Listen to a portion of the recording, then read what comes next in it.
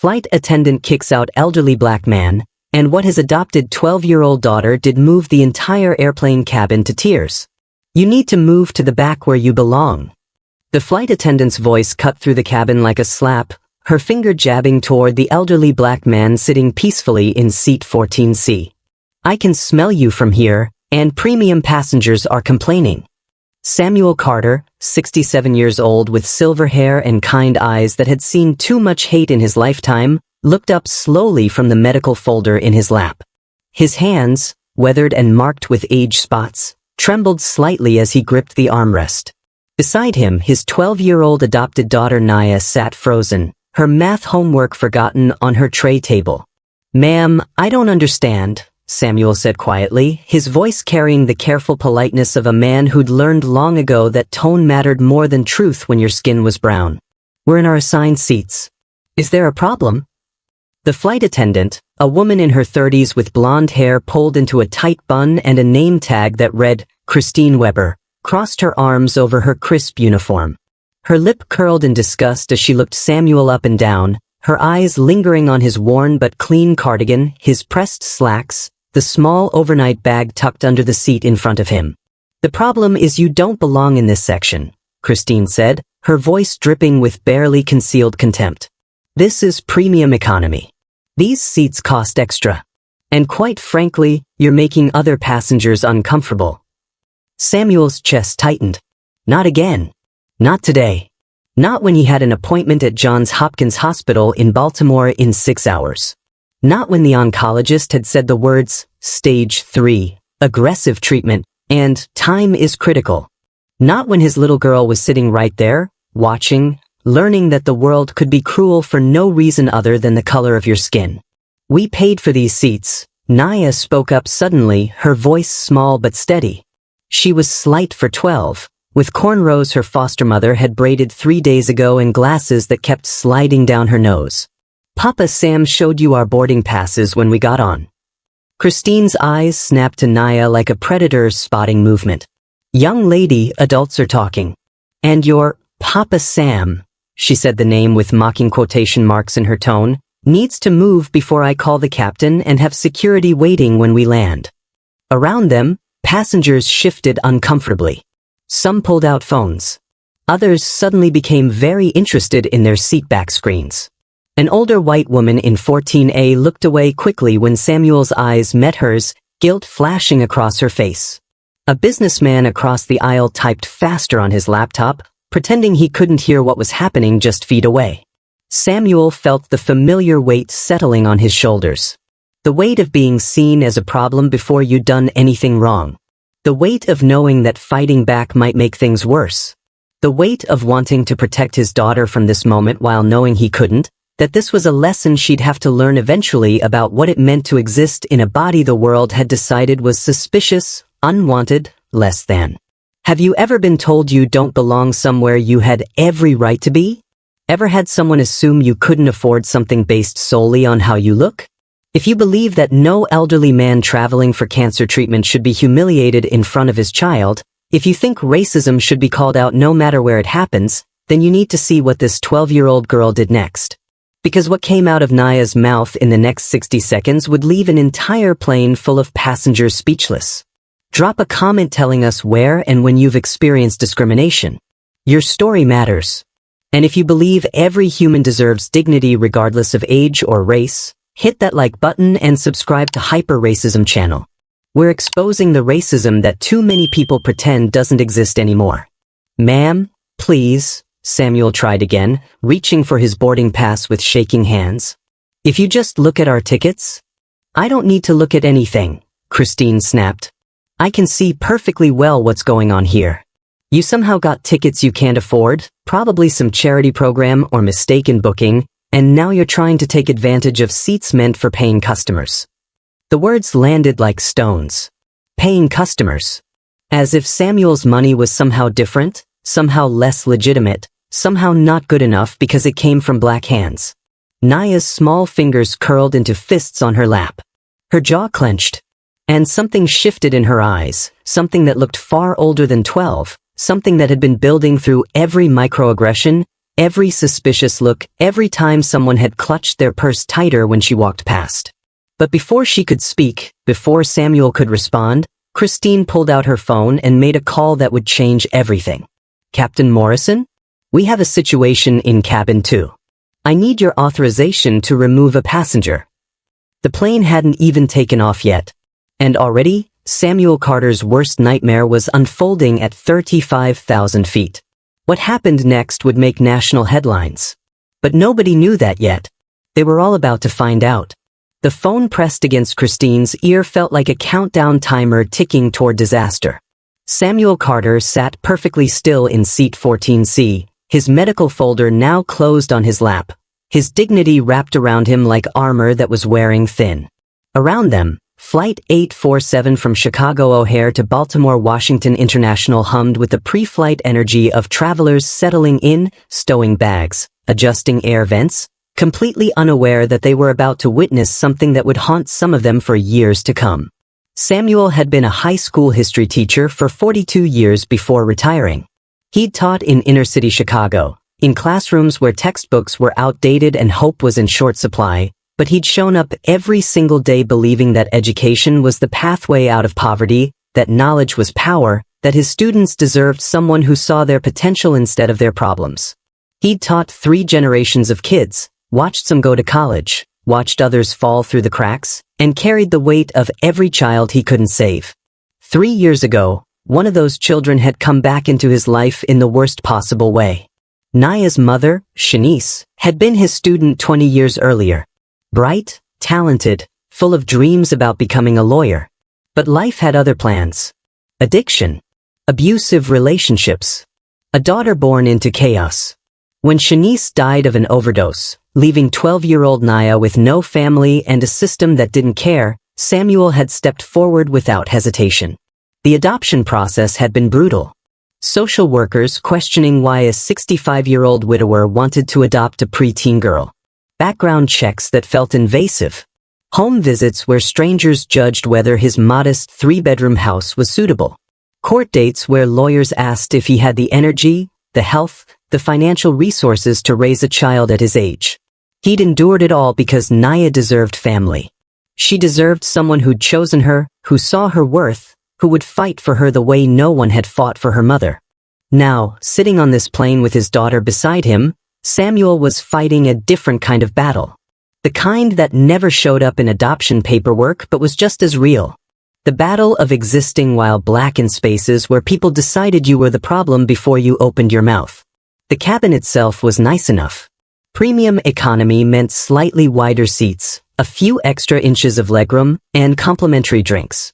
Samuel had used his retirement savings to book these seats because the flight was long and his back wasn't what it used to be, and because Naya had never flown before and he wanted her first time to be special. He'd thought it would be an adventure, something positive before the scary appointments waiting in Baltimore, before words like chemotherapy and radiation and survival rates became their new normal. He hadn't expected Christine Weber. Christine had been working for Midwest Airways for 8 years, long enough to know better but apparently not long enough to care. She'd grown up in a small town in Indiana where diversity meant the one Asian family who ran the Chinese restaurant. She'd learned her prejudices at her father's knee, absorbed them with her mother's cooking, breathed them in like the air in her childhood home, where certain words were spoken freely and certain kinds of people were discussed with contempt wrapped in concern. She'd never examined those beliefs. Never questioned why she felt uncomfortable around black passengers. Never wondered if the suspicious behavior she kept reporting was actually suspicious or just her own bias making normal actions seem threatening. She'd filed complaints about black passengers being aggressive when they asked for extra pillows. She'd called security on a black businessman for refusing to comply when he'd simply asked to see her supervisor. She'd built a career on small cruelties that never quite crossed the line into fireable offenses, protected by a system that valued avoiding conflict over protecting passengers. Until today. Until Samuel Carter and Naya. Until she'd chosen the wrong people to target. "Captain Morrison is on his way," Christine announced, sliding her phone back into her pocket with a satisfied smile. "He'll sort this out." Naya looked up at Samuel, fear flickering in her eyes. Papa Sam, what's happening? Why is she being so mean? Samuel's heart cracked. How did you explain racism to a child who'd already survived so much? How did you tell her that some people would always see her as less than, as dangerous, as unwanted, simply because of her skin? How did you protect her innocence while preparing her for a world that wouldn't? Sometimes, baby girl, he said quietly, his hand finding hers, people make judgments about us before they know us. It's not right. It's not fair. But it happens. But we didn't do anything wrong, Naya whispered, tears pooling behind her glasses. I know, sweetheart. I know. A man in the row behind them leaned forward. He was black too, mid-30s, wearing a suit that suggested success and a wedding ring that caught the overhead light. Excuse me, he said to Christine, his voice controlled but firm. I've been sitting here since boarding started. These passengers haven't caused any disturbance.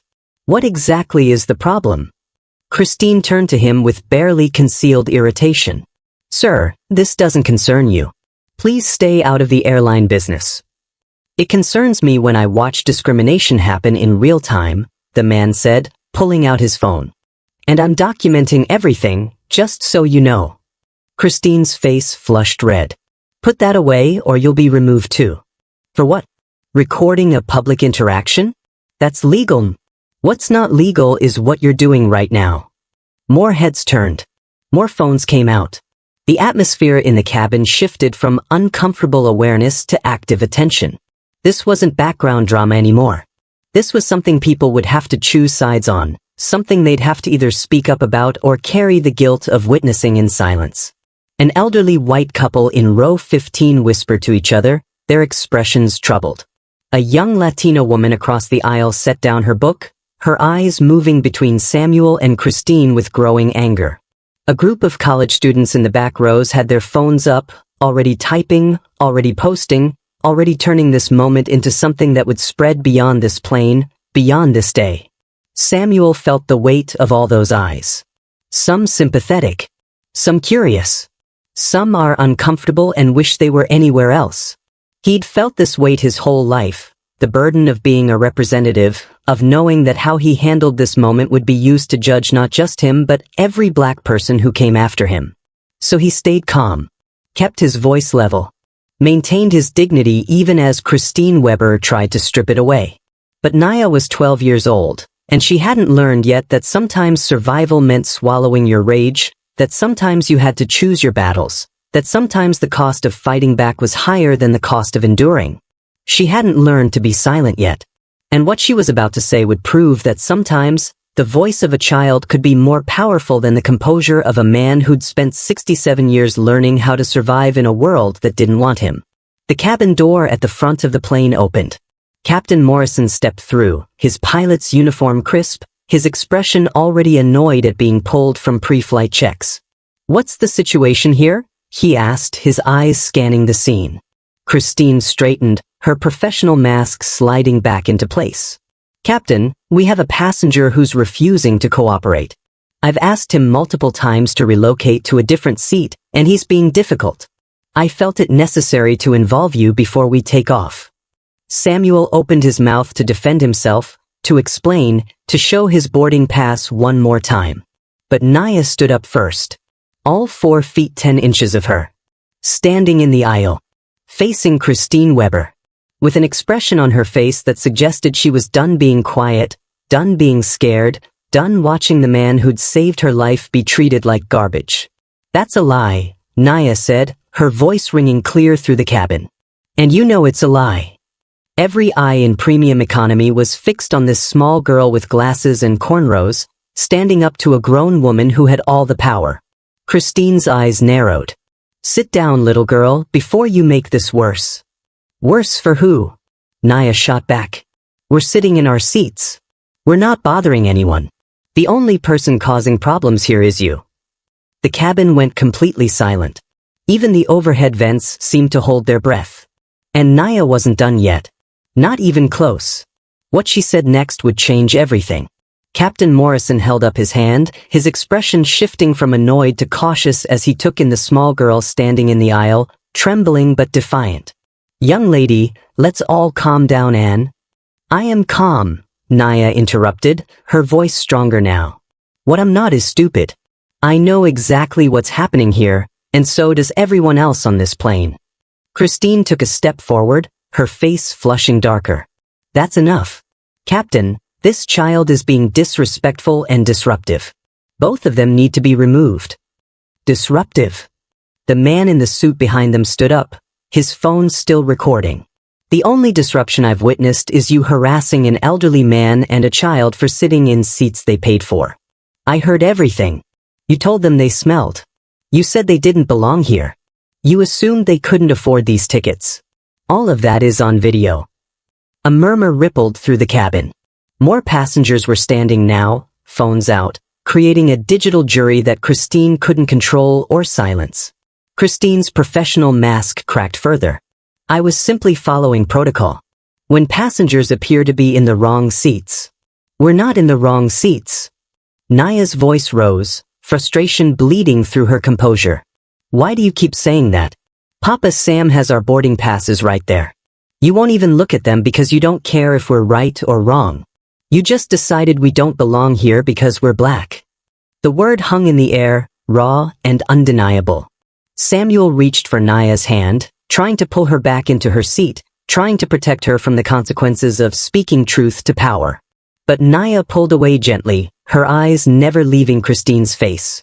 Baby, please, Samuel said quietly, his voice thick with emotion. Let me handle this. No, Papa Sam. Naya's voice broke slightly, tears threatening but not falling. You've been handling it your whole life. You've been polite and calm, and patient with people who treat you like dirt. And where has it gotten you? She still called you dirty. She still said you don't belong.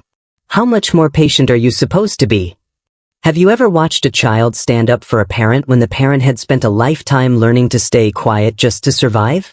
That moment when innocence becomes courage because someone you love is being hurt? Tell us in the comments if you've ever had to be braver than you should have had to be. Samuel's eyes filled with tears he was too proud to let fall.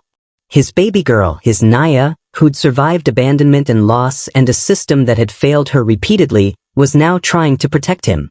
The roles had reversed, and it was breaking his heart even as it made him impossibly proud.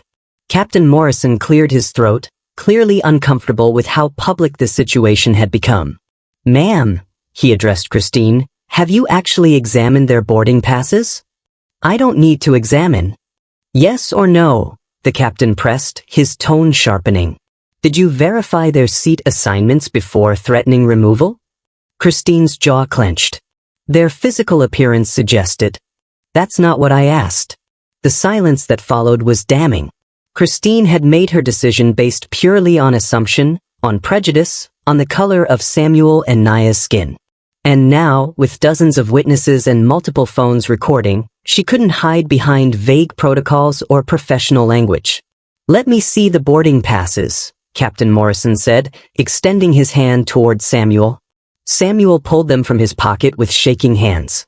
The captain examined them carefully, his expression growing more troubled with each passing second. These are legitimate premium economy tickets, he said slowly. Purchased 3 weeks ago.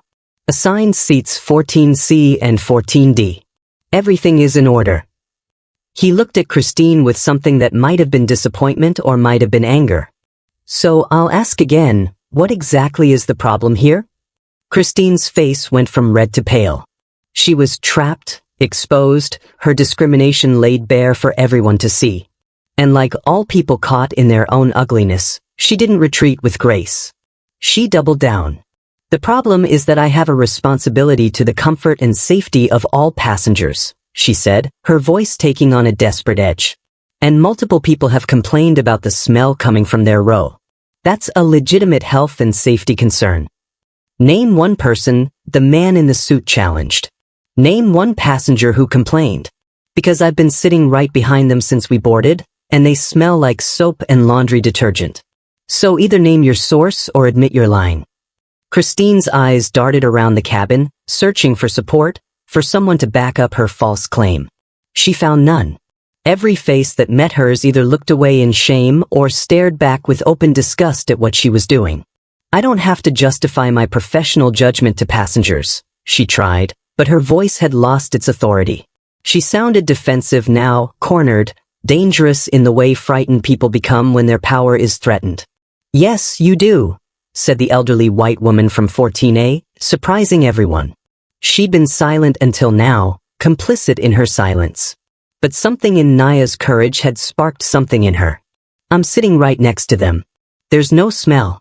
There's no disturbance. There's just a man trying to travel with his daughter, and you're treating them like criminals for being black.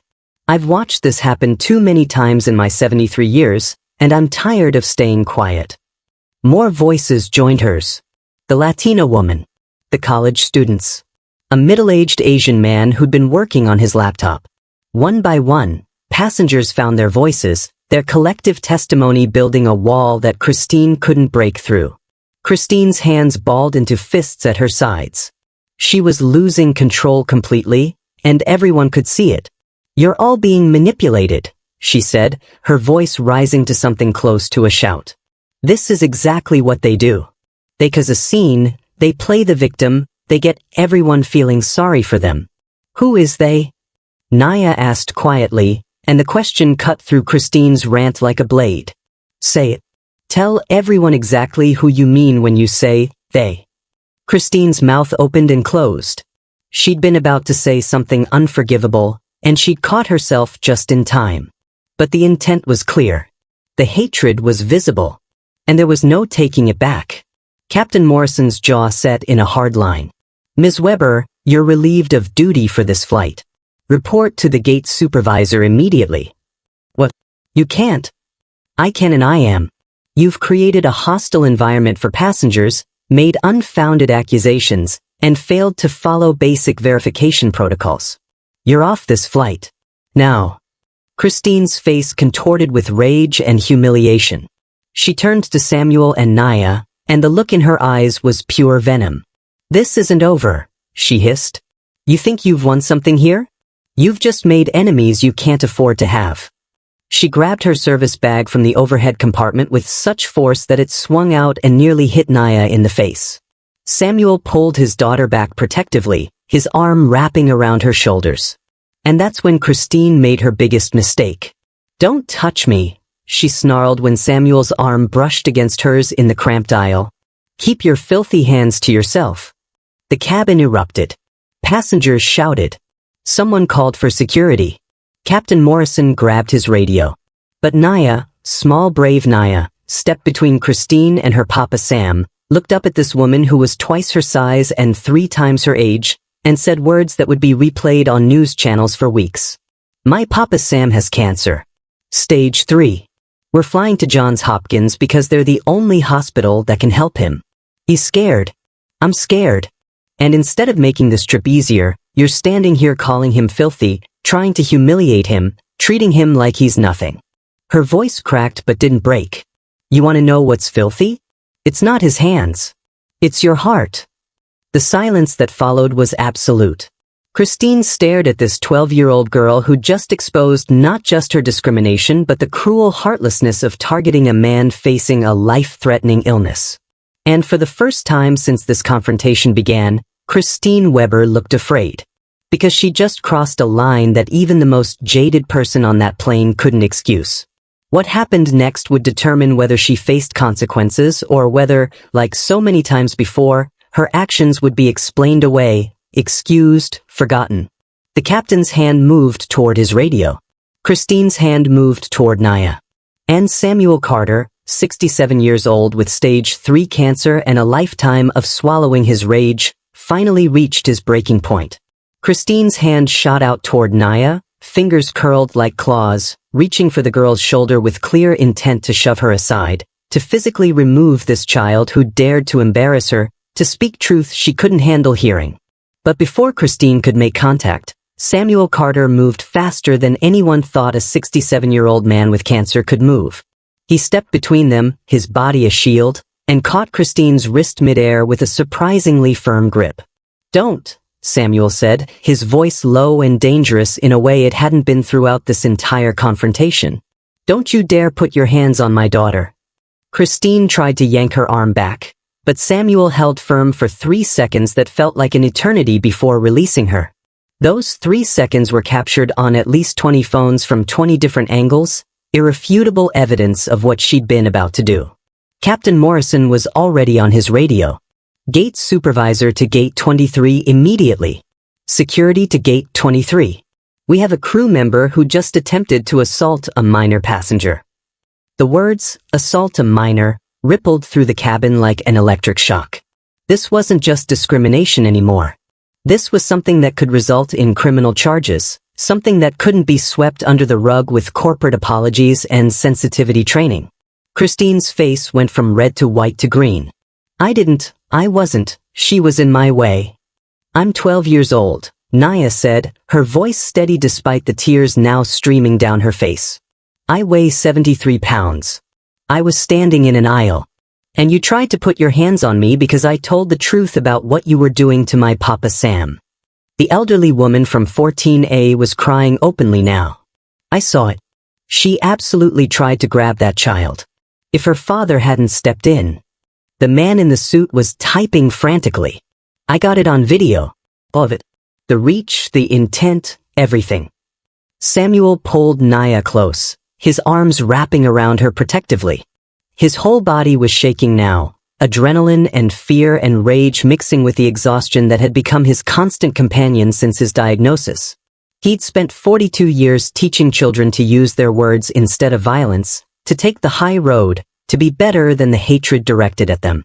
But watching Christine reach for his daughter with malice in her eyes had activated something primal. Something that transcended his usual patience and composure. Something that every parent understands, the absolute refusal to let harm come to your child. Papa Sam, Naya whispered against his chest. You're shaking. I'm okay, baby girl.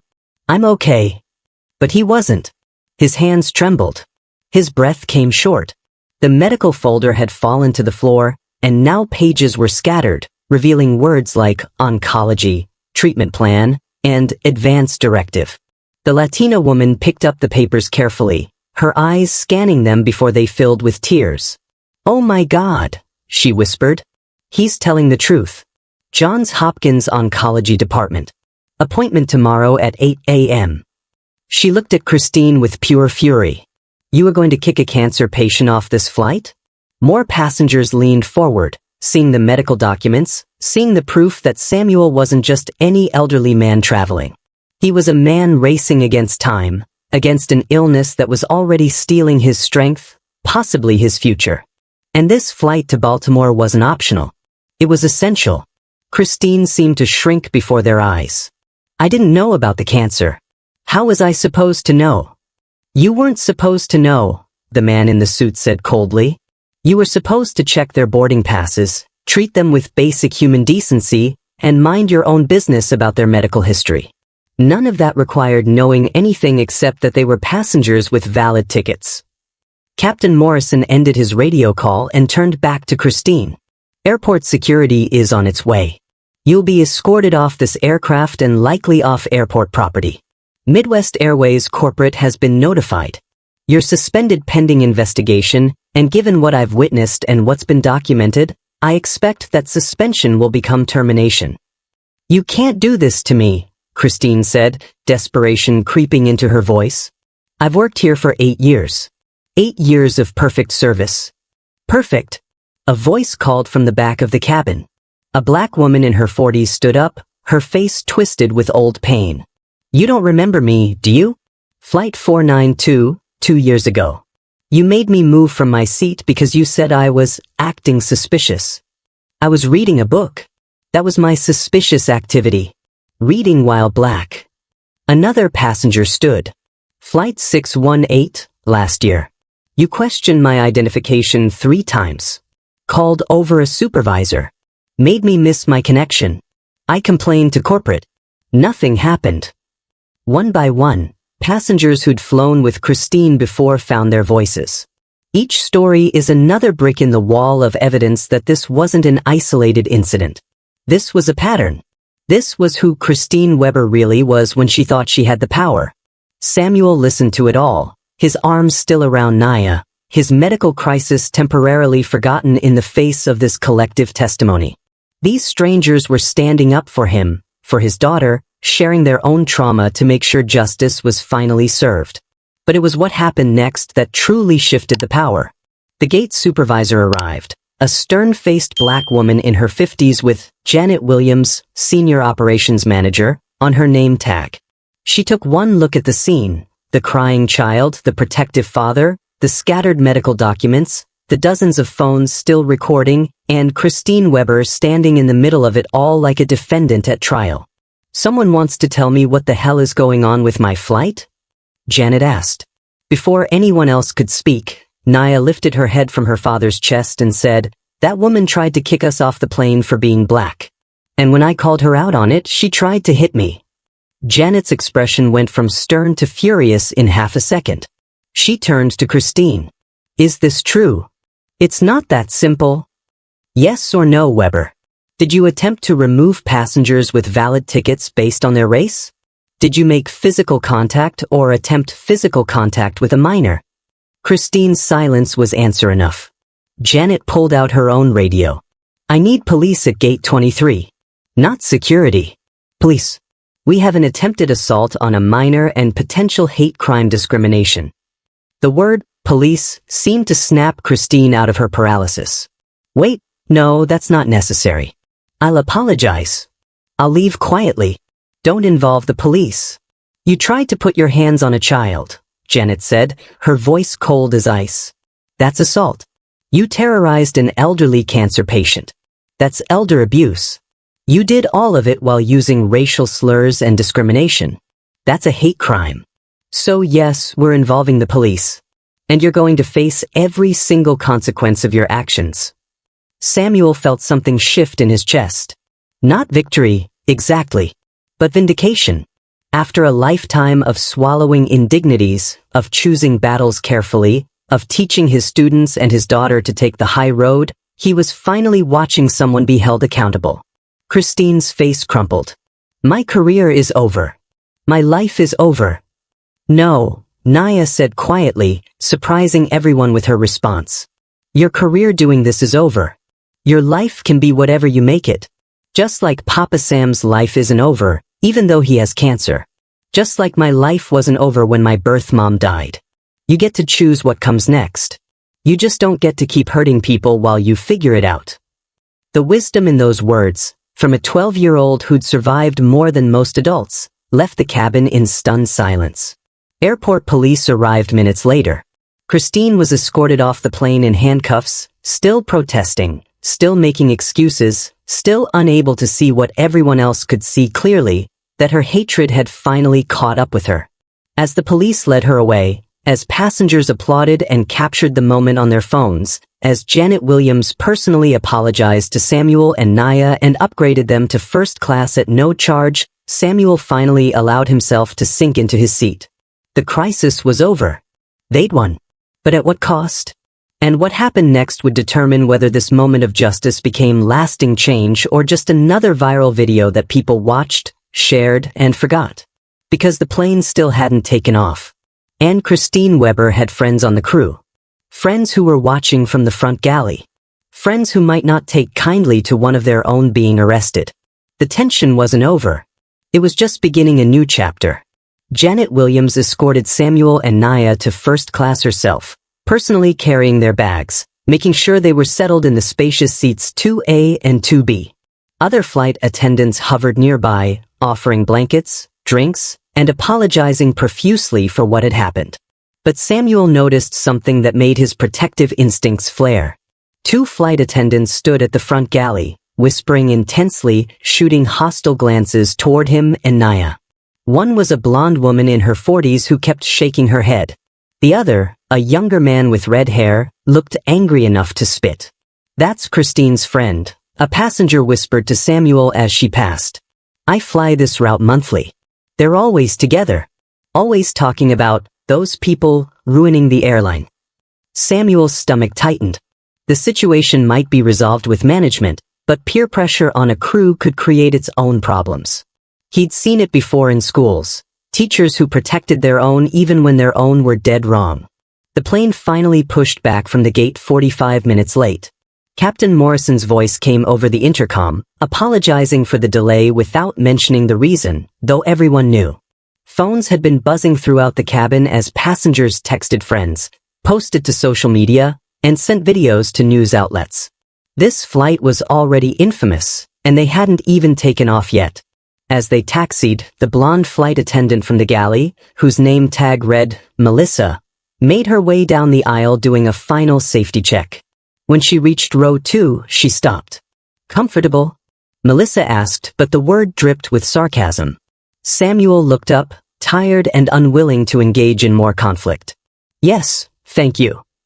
"Must be nice," Melissa continued, ignoring the warning look from another flight attendant. "Getting rewarded for causing a scene. Free upgrades to first class. Christine lost her job, but you two get treated like royalty." Naya's hand found Samuel's, squeezing tight. She'd been so brave before, but the adrenaline was wearing off, and exhaustion was setting in. "Ma'am," Samuel said carefully, "we didn't ask for any of this. We just wanted to sit in the seats we paid for." "But poor victims." Melissa's smile was cruel. "Christine has 3 kids at home. A mortgage. Bills. But I guess that doesn't matter to people like you." People like you. There it was again.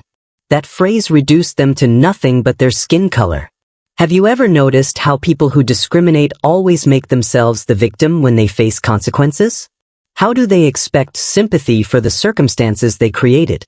Drop a comment if you've seen this playbook before.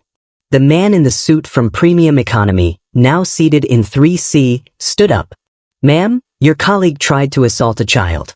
She's facing consequences for her own actions.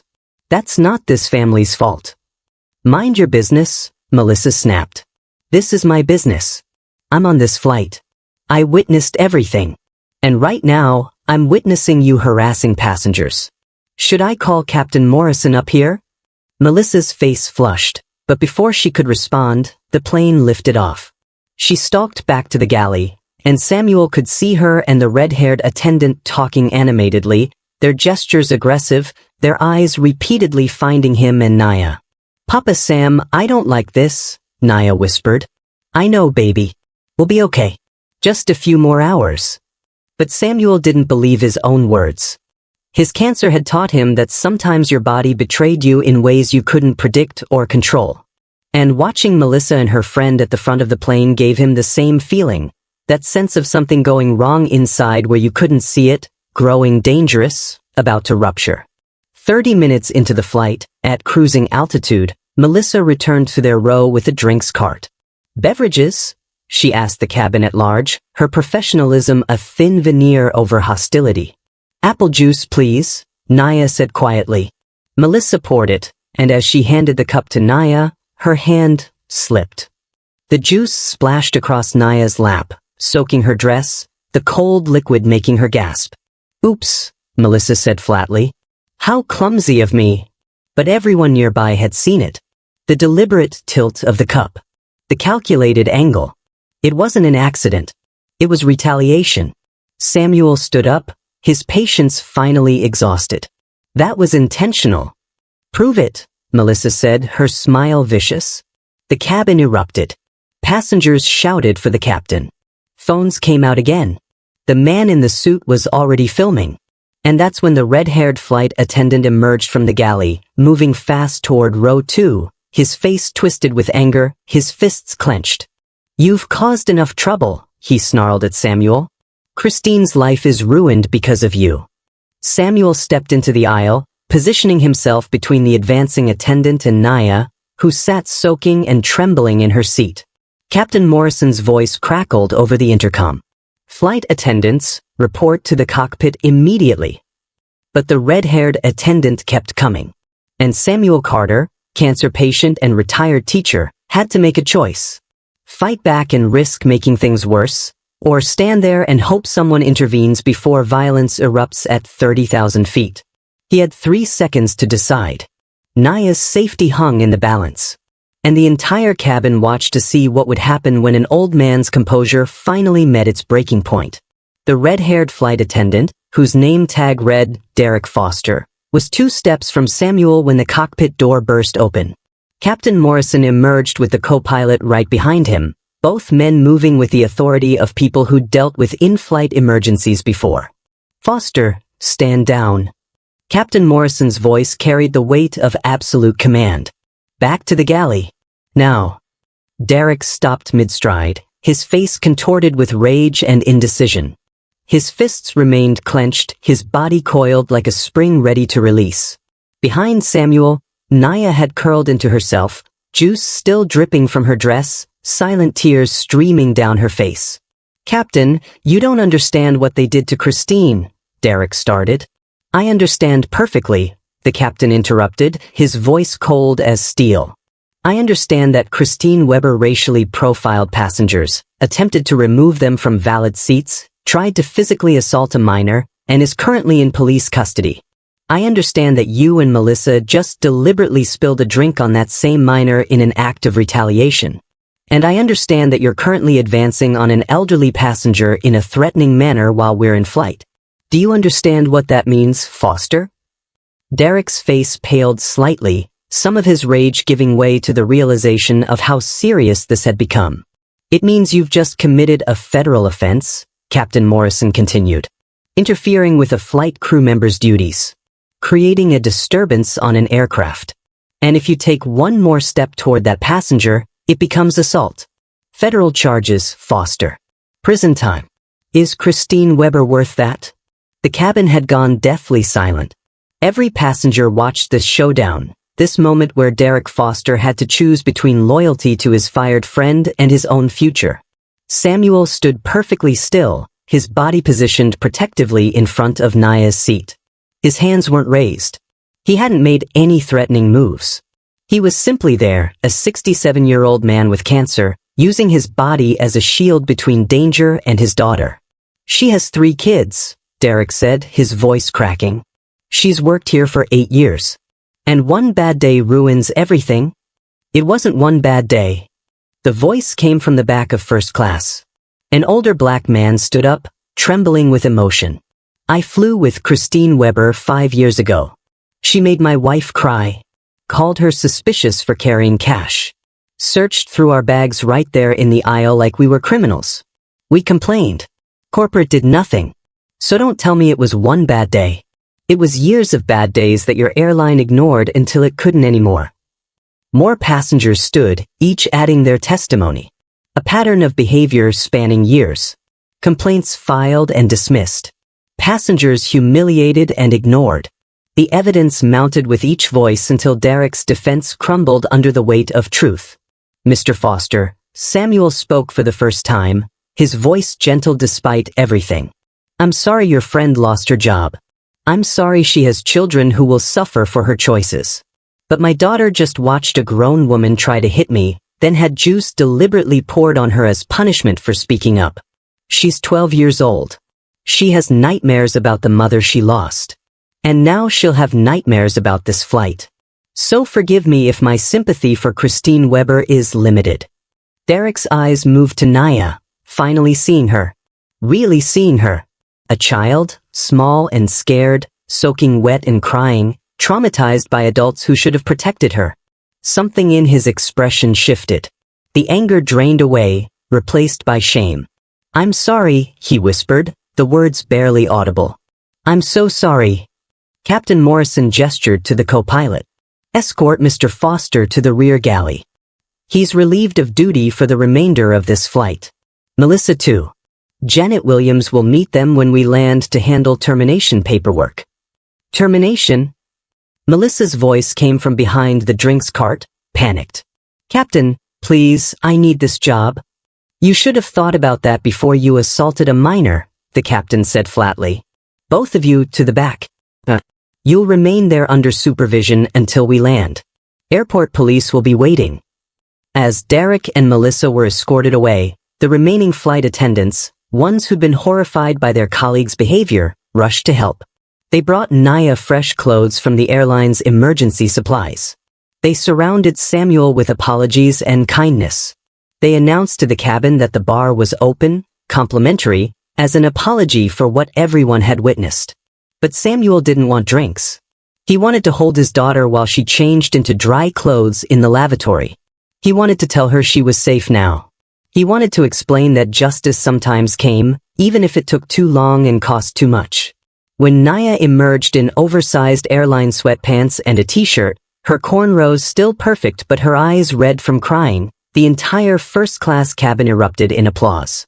Then, premium economy joined in. Then the whole plane, dozens of passengers clapping for a 12-year-old girl who'd found her voice when adults had failed her. Naya stood in the aisle, overwhelmed, and then did something that broke Samuel's heart and healed it simultaneously. She curtsied, a gesture her birth mother had taught her years ago, a remnant of better days before addiction stole everything. "Thank you for seeing us," Naya said to the cabin. "For not pretending nothing was happening. For using your phones and your voices. Thank you for being brave when we couldn't be brave enough on our own." The elderly white woman from 14A stood up, tears streaming down her face. "No, sweetheart. Thank you for being braver than any of us. You stood up first. You found your voice when the rest of us were still finding our courage. You're the hero here." Samuel pulled Naya close, and for the first time since his diagnosis, he let himself cry in front of his daughter. Not from pain or fear, but from overwhelming love for this child who defended him, protected him, stood up for him when the world tried to make him small. "Papa Sam," Naya whispered, "we're going to be okay, right? You're going to beat the cancer. We're going to be okay." Samuel held her tighter, unable to make promises he wasn't sure he could keep. The appointments waiting in Baltimore carried no guarantees. Stage 3 was serious. Aggressive treatment meant suffering. Survival was hopeful but not certain. But in this moment, 30,000 feet in the air with his daughter in his arms and justice finally served, Samuel chose hope. "Yes, baby girl," he said. "We're going to be okay." Captain Morrison approached, kneeling beside their seats. "Mr. Carter, Miss Naya, I want you to know that what happened today is completely unacceptable. Midwest Airways will be conducting a full investigation. And I'll be recommending that we implement mandatory anti-discrimination training for all crew members, with regular reviews and zero tolerance for violations." "Will it actually happen?" Naya asked, her cynicism heartbreaking from someone so young. "Or will everyone forget about this in a week?" The captain met her eyes. "I can't promise systemic change overnight. But I can promise that I'll never forget. And I'll use whatever influence I have to make sure this airline never forgets either. You have my word." It wasn't enough. It would never be enough. But it was something. The flight continued without further incident. Passengers gradually returned to their books, their movies, their conversations. But phones stayed out. Social media continued buzzing. News outlets were already picking up the story. By the time they landed in Baltimore, #Justice for Samuel and Naya was trending nationwide. 3 hours later, wheels touched down. As passengers deplaned, many stopped to hug Samuel and Naya, to give them their business cards, to offer help with legal fees or medical expenses, or simply their support. The man in the suit pressed a card into Samuel's hand. "I'm an attorney. Civil rights law. If you want to sue Midwest Airways, I'll represent you pro bono. What happened to you was wrong, and they need to be held accountable beyond just firing a few employees." Samuel pocketed the card, non-committal. He was too tired to think about lawsuits. Too focused on the appointments ahead. Airport security met them at the gate, not to arrest but to escort them safely through the terminal, protecting them from the media circus that had gathered. News cameras. Reporters shouting questions. People recognized them from the viral videos. But through the chaos, Samuel saw a sign held high. "Welcome to Baltimore, Samuel and 𝐴. Your heroes." A group of Johns Hopkins Hospital staff stood holding it, smiling, ready to take them directly to their appointments. "We saw what happened," a nurse said, tears in her eyes. "Dr. Patel cleared his schedule. You're being seen immediately. And your treatment, whatever you need, we're going to make sure you get it." Samuel's knees nearly buckled with relief. The fight on the plane had cost him energy he didn't have to spare. But now, surrounded by people who saw his humanity, who valued his life, who were ready to fight for his survival, he felt something he hadn't felt since his diagnosis. Real, tangible, powerful hope. Naya squeezed his hand 3 times. Their secret code.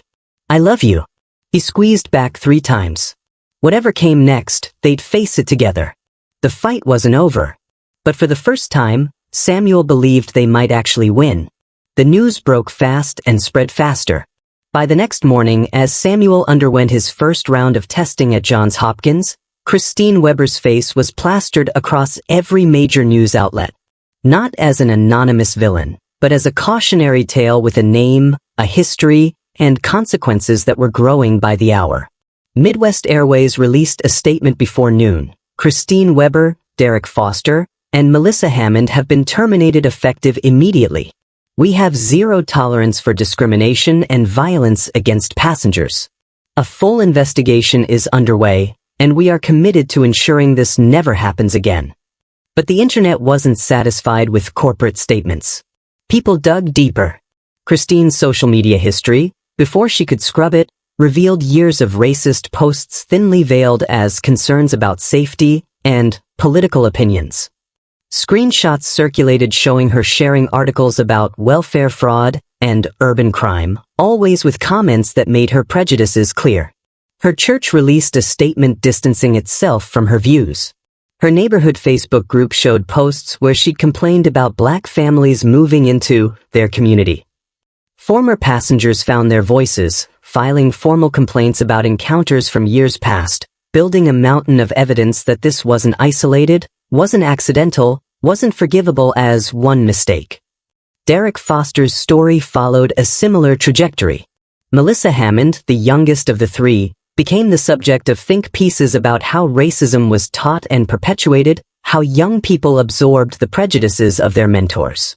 All 3 faced potential federal charges: assault, interference with flight crew duties, hate crimes. Their mugshots joined Christine's face in the news cycle, a triptych of consequences finally catching up with cruelty. Samuel watched some of the coverage from his hospital room, Naya curled up in the chair beside him, doing homework while he underwent hours of appointments. Dr. Patel had confirmed the diagnosis was serious but treatable. Chemotherapy will start next week.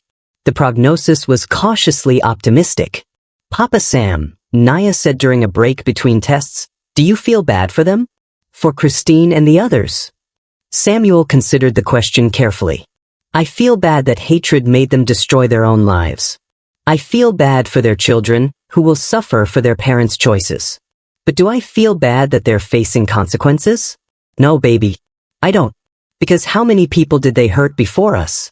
How many passengers stayed silent, swallowed their pain, and moved on because they didn't have the power to fight back? Have you ever wondered how many acts of discrimination go unpunished because the victim didn't have a voice loud enough to be heard? How many Christine Webers are still out there, still targeting people, still protected by systems that value comfort over justice? Tell us in the comments. A knock on the door interrupted them. A woman entered, professional but warm, with 𝐾𝐨𝐬𝒾 Midwest Airways VP of Operations on her credentials. Mr. Carter, Miss Naya, she began, I'm here to personally apologize and to discuss how we're going to make this right. What she offered next would shock them both. And change the entire airline industry. But first, she needed to tell them something that would make the past 24 hours make terrible, perfect sense. Something about Christine Weber's personnel file that had been hidden for years. Something that explained why 17 complaints had been ignored. Something that proved the rot went deeper than 3 flight attendants. Samuel braced himself for what came next. Because he had a feeling this story was far from over. 𝐾𝐨𝐬𝒾 placed a thick folder on the hospital room table, her expression grave. Mr. Carter, what I'm about to tell you is part of an internal investigation that's been ongoing for 3 months. Christine Weber wasn't just a flight attendant with complaints against her. She was protected. Samuel sat up straighter, wincing slightly from the 4 in his arm. Naya set down her pencil, sensing this was important. Protected how? Samuel asked. Her uncle was a regional manager. Every complaint filed against her went through his office first. He buried them, marked them as resolved or unfounded without proper investigation. We found 17 formal complaints over 5 years. Passengers who'd contacted corporate, threatened legal action, and demanded accountability. All of it disappeared into his office and never went further. The words settled heavily in the room. This wasn't just about 3 bigoted flight attendants. This was about institutional corruption, about systems designed to protect employees over passengers, about power structures that allowed discrimination to flourish because family connections mattered more than justice. Where is he now? Naya asked quietly. Suspended pending termination. He'll likely face criminal charges for obstruction and falsifying company records. We're reviewing every complaint that went through his office for the past decade. There are hundreds. We're reaching out to every passenger we can find, offering settlements, apologies, and the option to pursue legal action. Samuel thought about all those people. Passengers who'd been humiliated, dismissed, or gaslit into thinking they'd imagined the discrimination or were being too sensitive.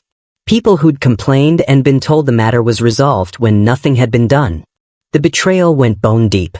"Why are you telling us this?" Samuel asked. Sarah met his eyes. "Because you broke it open. Your daughter's courage, the passengers who recorded everything, the media attention. It forced us to look at systems we'd been ignoring. We found the uncle's involvement while investigating Christine's history. You didn't just get 3 people fired. You exposed corruption that's been poisoning this airline for years." Naya's hand found Samuel's. "We didn't mean to do all that. We just wanted to fly to the hospital." "I know, sweetheart," Sarah said gently. "And that's exactly why it matters. You weren't activists looking for a fight. You were a grandfather and granddaughter trying to get medical care. The fact that you faced such cruelty in that simple act exposes how pervasive this problem is." Samuel felt the weight of it settling on his already tired shoulders. He was 67 years old with cancer. He didn't have the energy to be anyone's symbol, anyone's lesson, anyone's cautionary tale about what happens when you stand up to racism. But Naya was 12. She had her whole life ahead of her. And what she learned from this moment would shape how she moved through the world for decades to come. "What happens now?" Samuel asked. Midwest Airways is implementing mandatory bias training for all employees, from baggage handlers to executives. We're creating an independent oversight committee to review discrimination complaints. We're establishing a passenger advocacy board with representatives from civil rights organizations. And we're setting up a compensation fund for passengers who've been discriminated against. Sarah paused. "We'd like you to be on that oversight committee, Mr. Carter. If you're willing. If your health allows." Samuel looked at Naya, this brave girl who'd stood up when adults had stayed silent, who'd found her voice when his had failed him, who'd protected him even as he tried to protect her. "What do you think, baby girl?" Naya considered carefully, her young face serious beyond her years. "I think if we say yes, we can help make sure this doesn't happen to other kids. Other grandpas. Other people who just want to go somewhere without being treated like they're nothing." The wisdom broke Samuel's heart. She was 12 and already understood that surviving injustice came with responsibility. The responsibility to use your pain as a shield for others, to transform trauma into change, to ensure your suffering meant something beyond your own story. "Then we'll do it," Samuel said to Sarah. "Whatever we can do to help, we'll do it." Over the next week, as Samuel began chemotherapy and Naya attended a local school temporarily, the story continued to evolve. News coverage shifted from outrage to analysis. Think pieces examined systemic racism in the airline industry. Passengers from other airlines came forward with their own stories. The Department of Transportation announced investigations into discrimination complaint handling across all major carriers. 3 other airlines preemptively announced policy changes, not wanting to be the next Midwest Airways. Flight attendant unions released statements condemning Christine, Derek, and Melissa while calling for better training and support for crew members to recognize and combat their own biases. But for Samuel and Naya, the bigger battle was happening in hospital rooms and oncology appointments. The cancer was aggressive, but Dr. Patel was more aggressive. The treatment was brutal, but Samuel endured it with the same quiet strength he'd shown on that plane. Naya did her homework in hospital waiting rooms. She held her Papa Sam's hand through nausea and exhaustion. She read to him when he was too tired to focus. She became both daughter and caregiver, a role reversal that happened too often in families dealing with serious illness. On particularly hard days, when the chemo made Samuel so sick he couldn't get out of bed, when the future felt uncertain and scary, Naya would remind him of the plane. "You protected me, Papa Sam. Now let me protect you. We're a team, remember?" And Samuel would squeeze her hand 3 times. "I love you." She'd squeeze back 3 times. One evening, as Samuel dozed between treatments, Naya pulled out her phone and recorded a video.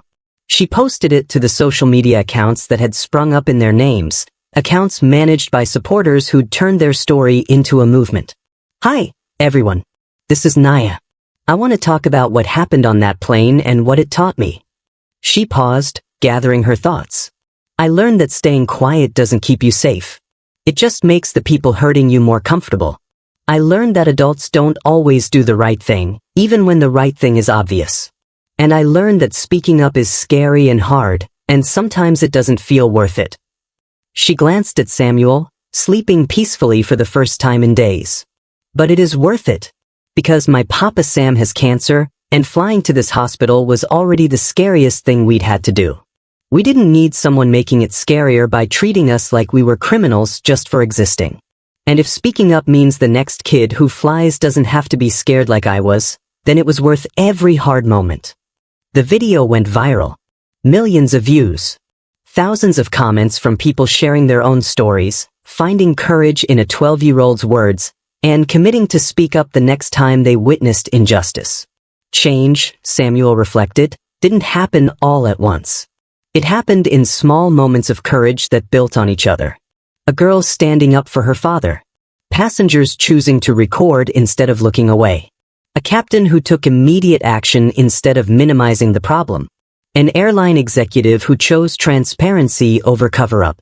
Each decision created space for the next person to do the right thing. Each act of courage made the next act slightly easier. That was the lesson.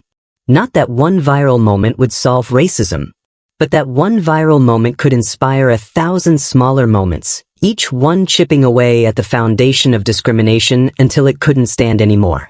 The fight wasn't over. It would never be truly over, not in Samuel's lifetime, maybe not in Naya's either.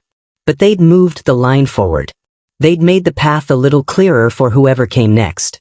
And sometimes, when you're facing cancer and discrimination and a world that keeps trying to break you, that hope, that small, stubborn, powerful hope that things can get better, is enough to keep you fighting. Samuel opened his eyes, finding Naya watching him with concern. "I'm okay, baby girl," he said softly. "I know," she replied. "We both are. And we're going to stay that way." Neither of them knew if that was true. The cancer might win. The discrimination might never fully end. The world might keep being cruel in 1,000 small and large ways. But in that hospital room in Baltimore, with love between them and justice behind them and hope ahead of them, they chose to believe. And belief, Samuel had learned in 67 years of living while black in America, was its own form of resistance. 6 months later, Samuel Carter stood at a podium in Midwest Airways corporate headquarters in Chicago, Naya beside him. His hair had grown back in patches, soft and white. He'd lost 30 pounds during treatment, but Dr. Patel had used the word remission 2 weeks ago, and that word felt like winning the lottery.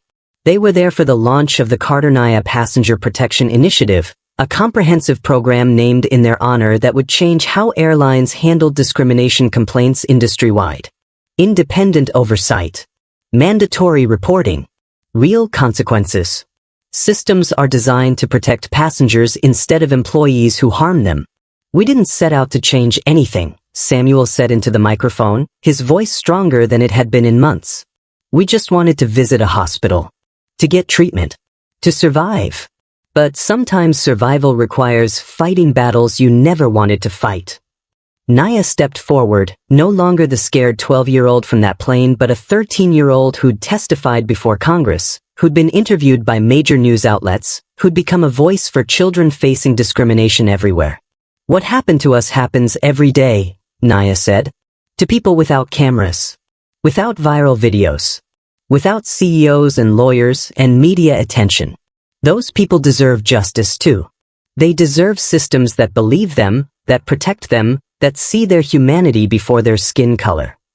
The audience, airline executives, civil rights leaders, former passengers who'd filed complaints, applauded. But Samuel and Naya both knew applause was easy. Action was hard. Sustained action was harder still. As they left the podium, as cameras flashed and reporters asked questions, Samuel thought about Christine Weber, Derek Foster, and Melissa Hammond. All three had pleaded guilty to federal charges. Christine served 6 months. The others received probation and community service. Their lives were forever changed by choices rooted in hatred they'd never examined. He didn't celebrate their downfall. He mourned the waste of it, the energy spent on hate that could have been spent on growth, the lives damaged, including their own, the years of pain they'd inflicted that could never be taken back. But he also understood that consequences mattered. That accountability, however imperfect, was necessary. That justice, even delayed and incomplete, was better than silence. The flight from Chicago back to Baltimore was uneventful. They flew Midwest Airways at their insistence, wanting to show that change was possible, that trust could be rebuilt. The flight attendants recognized them, treated them with kindness that felt genuine rather than performative. Captain Morrison, who'd intervened that day, was flying their plane. He came back to shake their hands, to tell them he was proud of what they'd accomplished. It wasn't perfect. It would never be perfect. But it was better. And better was worth fighting for. Thank you for watching Samuel and Naya's story. If you believe in fairness and equality, if you think no elderly cancer patient should be terrorized on their way to treatment, if you believe children deserve to travel without facing hatred, hit that like button right now. Share this video with someone who needs to hear it. Subscribe to the Hyper Racism channel for more stories that expose discrimination and celebrate the courage to fight back. What would you have done in Samuel's shoes? In Naya's? Would you have stayed silent to avoid confrontation? Or found your voice even when everything inside you said it was safer to comply? Tell us in the comments. Do you think racial discrimination and prejudice can truly end? What concrete steps do you believe need to happen to curb it? Is serving justice to individuals like Christine Weber enough? Or do we need deeper systemic changes in how we train employees, handle complaints, and hold institutions accountable?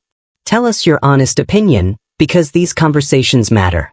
And if you want racism to become a thing of the past in our country and world at large, if you want to be like Samuel and Naya, standing up for dignity and educating others about discrimination that too many people pretend doesn't exist, then share this video and subscribe to this channel.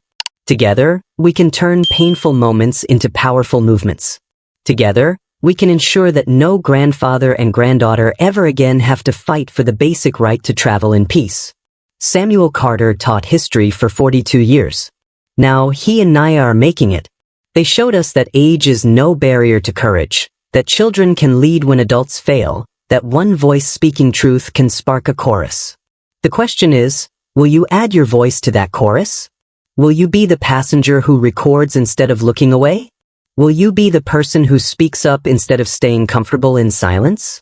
Because the next Samuel and Naya are out there right now. Boarding a plane, walking into a store, sitting in a classroom, facing someone who's decided they don't belong, and they're waiting to see if anyone will stand with them. Will it be you?